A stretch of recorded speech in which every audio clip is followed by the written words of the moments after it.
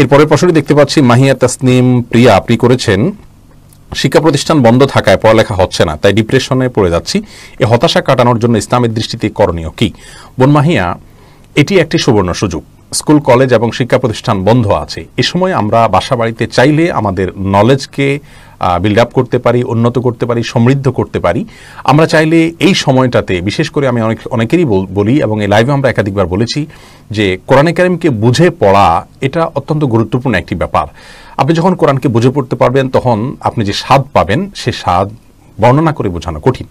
তো আপনি এই অবসর সময়ে কোরআন বুঝে পড়ার যে কোর্সগুলো আছে, বিশেষ করে ইঞ্জিনিয়ার এস এম নাহিদ ভাইয়ের যে কোর্সটি আছে আল কোরআনের ভাষা, সেটি আমরা রেফার করেছিলাম এবং তিনি ব্যক্তিগতভাবে আমি তাকে চিনি, অত্যন্ত কাছে থেকে অত্যন্ত মুখলেস একজন মানুষ, আল্লাহর জন্য কাজ করে থাকেন আলহামদুলিল্লাহ। এটি আমার সুধারণা, ওলা উজাক্কি আল্লাহ আহাদা।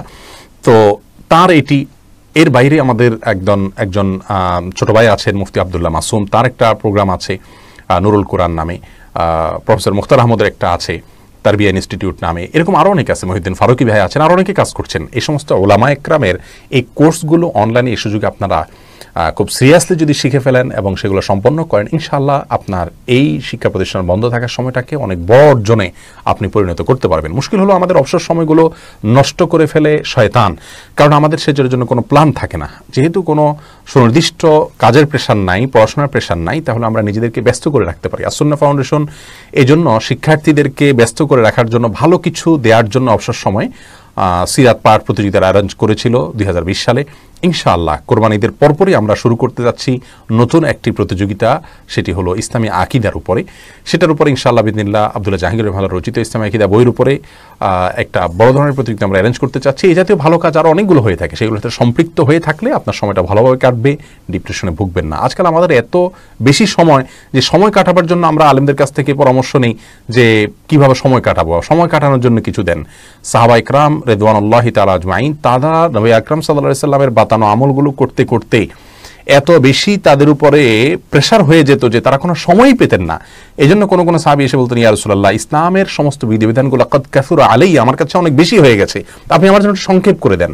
চিন্তা করুন, এত বেশি হয়ে গেছে যে তিনি সংক্ষেপ করতে চাচ্ছেন, আর আমাদের কাছে এত বেশি সময় যে আমরা সময় কাটানোর জন্য কাজ খুঁজতেছি যে কি কাজ পাওয়া যেতে পারে। এগুলো হলো সবগুলো আমাদের পদ্ধতিগত ত্রুটির কারণে। আল্লাহ তাআলা শিক্ষার্থী সহ যারা এই অবসর সময়ে লকডাউনে ডিপ্রেশনে ভুগছেন তাদের ডিপ্রেশন দূর করে দিন। ডিপ্রেশন দূরের জন্য আরেকটি গুরুত্বপূর্ণ বিষয় হলো আল্লাহর সঙ্গে সম্পর্ক নিবিড় করা, তাআল্লুক মা আল্লাহ করা। আর এর সবচেয়ে বড় মাধ্যম হলো সালাত।